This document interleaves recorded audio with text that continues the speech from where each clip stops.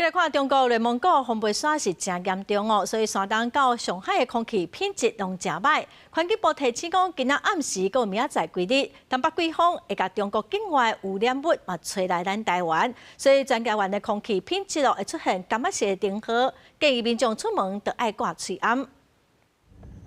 蒙古帮忙，高平地区前几日受到中国境外污染影响，到达空气阁真歹，垃圾空气也袂散。即马阁有另外一波的境外污染要来，环境部提起今年瓜人第二波的境外污染，上近摆是暗时8点到位，影响的范围是规台湾。中国大陆的那个沙尘呢，它是在内蒙古这个区域，所以昨天这边的浓度是比较高。那现在目前呢，已经逐渐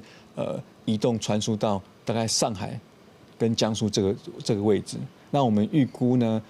大概今天的晚上应该会影响到台湾。环境部提起，即届吹来台湾的垃圾空气，分别是蒙古的土沙，加上上海附近的工业污染。环境部目前已经监测到，伫安徽地区 PM10浓度已经飙到600微克左右，到时会对着东北季风吹来台湾。沙尘来，今天晚上会先影响到北部地区，然后呢，到了明天的凌晨跟上午会逐渐影响到中部。中国大陆比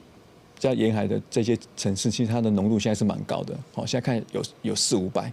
到台湾可能的 PM10的浓度，就是悬浮微粒应该会达到200。